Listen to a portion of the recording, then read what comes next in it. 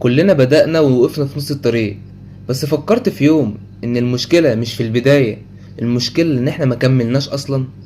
في ناس كتير بتدور على النجاح السريع وعاوزين يوصلوا للقمة في يوم وليلة، بس الحقيقة مفيش حاجة اسمها كده. الفرق ما بين اللي نجح واللي لسه بيحاول ان اللي نجح كمل لما الدنيا كانت صعبة، كمل لما هو ملقاش نتائج، كمل لما كان فقد الحماس، بس كمل.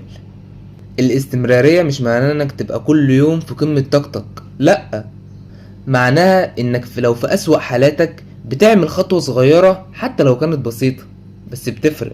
وصدقني الخطوة الصغيرة دي لو كررتها كل يوم، صدقني هتوديك في أماكن انت عمرك ما تتخيلها. ابدأ النهاردة لو بخطوة واحدة، وبكرة كمان، وبعده. خلي الاستمرارية اسلوب حياة مش مرحلة وخلاص.